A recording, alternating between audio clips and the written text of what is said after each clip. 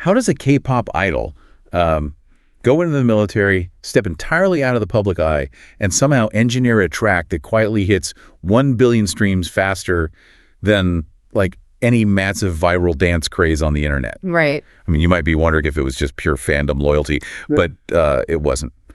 Today, we are decoding a carefully calculated master plan that just turned the entire K-pop industry totally upside down. Oh, yeah. Welcome to Starscope K-Report. Join us as we ride the Hallyu wave, uncovering the biggest K-pop comebacks, shocking industry controversies, and major K-drama updates. From internet-breaking rumors to historic chart milestones, we dive deep into the world of Korean entertainment. So the mission of our deep dive today is truly monumental. We are unpacking BTS JIN'S staggering 1 billion Spotify stream record for his solo track, Don't Say You Love Me. We are going to decode the brilliant, almost secret musical architecture he has been building since his military discharge. And critically, we are breaking down the massive financial shockwaves BTS is sending through the global market right now, including the exact mechanics behind a historic multi-million-dollar award show boycott. Okay, so if you have been watching your timeline explode over the last 48 hours, you already know the magnitude of this moment. Oh, yeah. On August 18, 2026, Jin's solo track, Don't Say You Love Me, officially crossed the 1 billion stream threshold on Spotify. Amazing. And the reaction from the fandom was just pure, unfiltered emotion.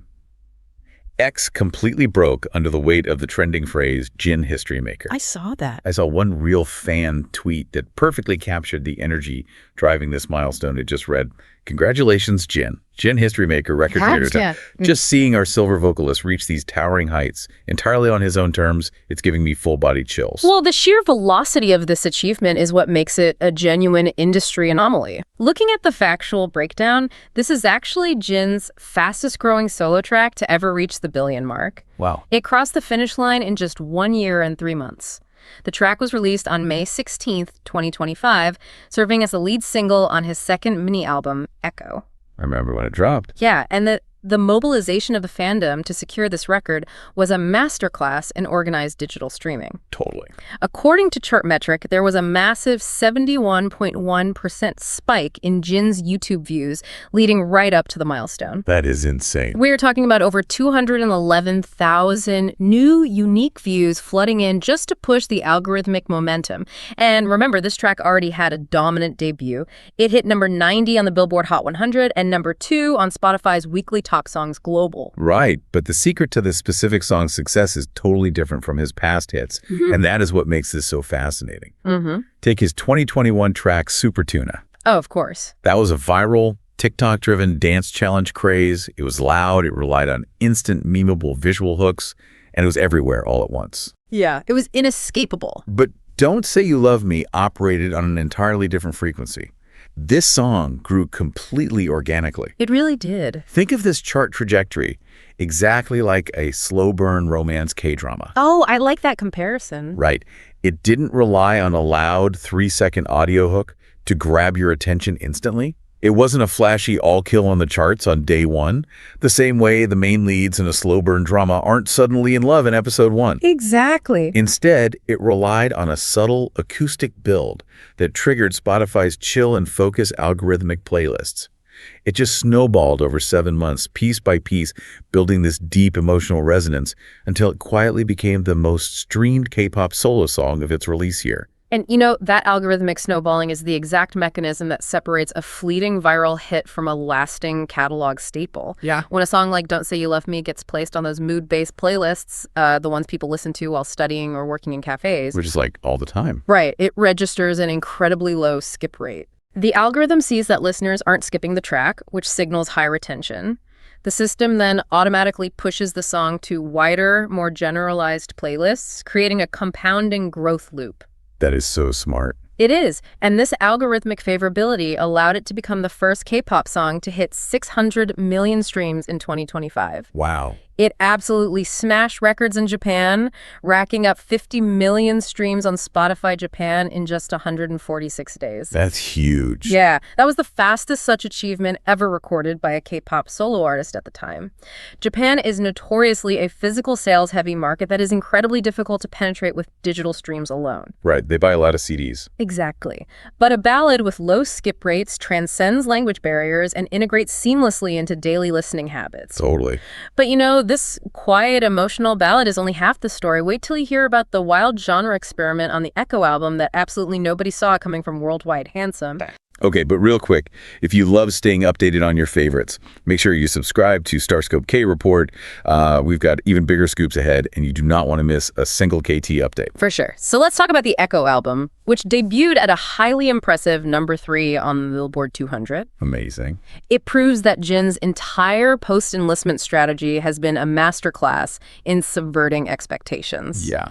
Since his discharge in June 2024, he hasn't followed the traditional K-pop soloist playbook. No, not at all. Instead of just dropping a safe pop record and doing standard music show promotions, he has been aggressively expanding his cultural footprint. He's everywhere. He carried the Olympic torch for South Korea and Paris. He's been starring in his own wildly successful variety show, RunSeokjin, and he even popped up in Netflix as Kian's Bizarre B&B. I mean, he is out here wrecking everyone's bias by flat out refusing to be put in a box. Seriously. And nowhere is that more obvious than on the Echo track list. I was completely blindsided by the track roping. Oh man, that track. When I first pressed play, my jaw actually dropped. The Korea Times review described the composition perfectly. It opens with this literal cartoonish neighing sound effect. Yeah. And then abruptly hits you with these twangy guitars and full-on country rock vibes. It's so different. It is pure, unabashed, yeehaw charisma. Yeehaw charisma, I love that. It is. And it is so wild for Jin, who's universally known as the resident balladeer of the group, to just pull up with total cowboy confidence. It's cheeky, it's incredibly fun, and it proves he can tackle literally any concept without taking himself too seriously. It definitely caught the industry by surprise. Country music is historically one of the most difficult genres to blend with the traditional K-pop soundscape. Right. But he balances that playful experimentation with some intense vocal athleticism on the rest of the record. Oh, absolutely. Take the track with the clouds. This is a sprawling, cinematic collaboration with J-pop's Yujiro Noda from the rock band Rad Wimps. Such a good song. It is. Cross-border rock collaborations require a vocalist to push their chest voice far beyond the standard pop register, and Jin executed it flawlessly. We really did. Then you have the penultimate track, Background. As the Korea Times noted in their review, this track features absolutely devastating vocal riffs. I cried. Yeah. I literally cried listening to that one. I don't blame you. Jin masterfully oscillates between the crushing weight of heartbreak and the quiet peace of acceptance. He is mapping out the vocal strengths he has built over a decade-long musical journey. Yeah. Mechanically, as K-pop idols age out of their 20s, the industry often expects them to transition heavily into acting or producing. Jin is proving that a K-pop idol can actually evolve into a legacy powerhouse vocalist. The visuals, the vocals, the shifting concepts, he is serving it all simultaneously. Yes. And the corporate world is heavily invested in that versatility. His commercial power right now is essentially untouchable. It's crazy. He is dominating as a global ambassador across multiple distinct high-revenue sectors. We are looking at Laneige for skincare, Alo Yoga for athletic wear, Gucci for high fashion, and Fred for luxury jewelry. He's booking everything. And we have to look closely at the mechanics behind the Jin Ramen partnership. Right, the ramen. Following his campaign, Otogi saw a 15.4% domestic sales increase and a massive 40% bump in the U.S. market. 40%? That's wild. It is, and that is not just the result of slapping a celebrity face on a cup of noodles. The marketing synergy was brilliant. Because Jin was heavily visible on variety shows at the time, eating and interacting naturally with food, the brand integration felt authentic to the fans rather than purely transactional. Yeah, he just loves food. Exactly. Yeah. That authenticity is what converted streams into a 40% spike in physical grocery sales across an ocean. Wow. But Jin is dominating as a soloist right now, but the entire group is back together. And they are currently locked in a multi-million-dollar showdown with the Western music industry. They are. The Arirang tour is breaking records, but it is also triggering massive industry shockwaves. We cannot ignore the absolute main event of 2026, the full group comeback. It's massive. The Arirang World Tour is happening right now, and the scale of this production is a mammoth undertaking. We are talking 88 shows across 34 regions globally. Incredible. They are wrapping up Toronto right now at the Rogers Stadium on August 22nd and 23rd, heading straight to Chicago and gearing up for 4 sold-out nights at SoFi Stadium in LA before hitting Latin America. 4 nights at SoFi. Yeah. Our MYs are literally breathing the same air as all the members again, and the fandom energy is off the charts. And that intense fandom energy translates directly to the financial sector. Okay. According to a recent IB Times report, HYBE posted record Q2 revenue, entirely fueled by the massive ticket sales and merchandising of this BTS comeback and the Arirang tour. Not surprised at all. The gross numbers are staggering. However, there is a complex twist here. Okay, what is it? Despite those record-breaking revenues, HYBE shares actually sank 16% amid a broader Kospi sell-off. Wait, I am genuinely confused here. Yeah. If you have the biggest group on the planet successfully selling out 80-plus stadiums worldwide and essentially printing money for the label, how on earth does their stock sink 16%? That makes zero sense to me. It seems contradictory, but it comes down to the mechanics of macroeconomic trends. Okay. For our listeners who might not follow the Asian markets closely, the Kospi is essentially South Korea's version of the S&P 500. Got it. It tracks all the major companies. Recently, there were major global recession fears, specifically tied to tech sector sell-offs in the U.S., which panicked institutional investors globally. Right. When large institutional investors panic, they liquidate their positions across the board to hold cash. We just pull everything out. Exactly. Entertainment stocks historically are viewed as discretionary assets. They are seen as luxury investments compared to utilities or healthcare. That makes sense. So even though HYBE as an individual company was performing spectacularly with the Arirang tour, their stock was dragged down by national economic fears. Uh-oh. It perfectly illustrates how highly volatile the entertainment stock market is. Even a record-breaking global tour cannot entirely insulate a company from a massive generalized market panic. So if they are battling these massive economic currents while selling out stadiums, what does this mean for their relationship with the wider institutional music industry? Because right now, there's a massive storm brewing. Yes, there is. BTS is officially boycotting the 2027 Grammy Awards. Yes, the confirmed facts are that the group and their agency have officially withdrawn all submissions from consideration due to the Grammys' introduction of a brand new Asian pop music category.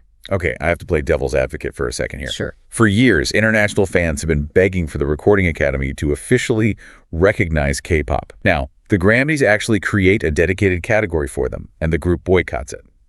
Why is the fandom viewing this as a form of segregation instead of a massive, long overdue victory for the Hallyu wave? You are hitting on the exact friction point dividing the industry right now. We have to look at this impartially because the structural arguments on both sides are deeply complex. Okay. On the Western industry side, executives argue that this new category guarantees representation on the broadcast. Right, they get a slot. Exactly. Historically, the Grammys have overlooked Asian artists almost entirely in the general fields. Proponents of the new category argue that creating a dedicated space ensures that the genre's massive global impact is officially acknowledged and awarded by the Academy rather than ignored completely. But the fans don't see it that way. No, they don't. Conversely, domestic K-nets and international fans view this through the lens of historical marginalization. Yeah. They point to past specialized categories like urban contemporary for Black artists or Latin pop as glass ceilings. Oh, yeah.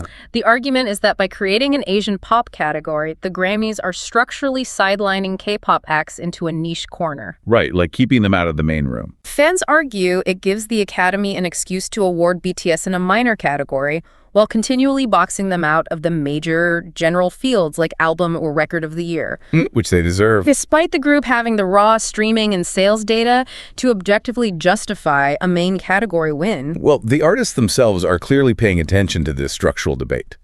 I mean, Justin Bieber has even publicly shown support for BTS's boycott. He has. When one of the biggest Western pop stars on the planet validates your stance, it shows the immense respect BTS commands among their peers. And this boycott isn't just about sending a philosophical message. There are massive, tangible financial consequences for the Recording Academy here. The financial blowback is severe. Yeah. Industry analysts estimate that the absence of BTS and the subsequent viewership boycott organized by the ARM fandom is going to cost the Grammys a staggering $340 million this year. That is an unbelievable amount of money. Let's look at how that massive loss actually happens. Broadcast networks sell their commercial advertising spots based on guaranteed viewership demographics. Right. Specifically, the highly coveted 18 to 34 age range. K-pop fandoms are famous for coordinating massive global watch parties and driving millions of live social media engagements during these broadcasts. We really do. We map it all out. Exactly, and the Grammys use those guaranteed engagement metrics to sell their ad slots at a massive premium. Without BTS on the roster, the fandom tunes out. We turn the TV off. That guaranteed viewership plummets, which forces the network to either refund current advertisers or drastically slash the prices for future commercial slots. It is a brilliant, devastating flex of structural power by the group. Guys, hit that subscribe button to Starscope K Report right now. This story is developing incredibly fast, and as the award season approaches, the fallout from this boycott is going to reshape the entire industry. We will have all the updates for you. Before we close out this deep dive, I want to step back and connect all of this to the bigger picture. Okay. Look at the sheer scale of what we are witnessing right now. We have Jin pulling in 1 billion solo streams organically and headlining his own RunSeokjin global fan tour. At the exact same time, he is traveling the globe, selling out 80-plus stadiums with the full group on the Arirang tour. It's exhausting just to think about. For over a decade, the industry nervously discussed the infamous 7-year K-pop curse. Oh, the curse. Historically, when a group hit year 7, contract renewals fell apart, agency priorities shifted to younger rookies, and the looming military draft entirely halted a group's momentum. It happened to so many groups. When Enlistment started for BTS, financial analysts assumed it was the end of their absolute dominance. They were so wrong. But look at what they engineered. They used the mandatory military hiatus not as a pause, but as an incubator. They built their solo identities and individual artistry so strongly during that period that now, upon returning, they haven't just picked up where they left off. They leveled up. They have completely shattered the 7-year curse. They proved that a K-pop hiatus doesn't mean stepping back. It means gathering strength to conquer the music world twice, as individuals and as a collective at the exact same time. You've been listening to Starscope K Report, where Eric and Minji bring you the stories shaping K-pop, K-dramas, and the global Hallyu wave. Thanks for tuning in, and don't forget to subscribe for more stories that keep the stars shining.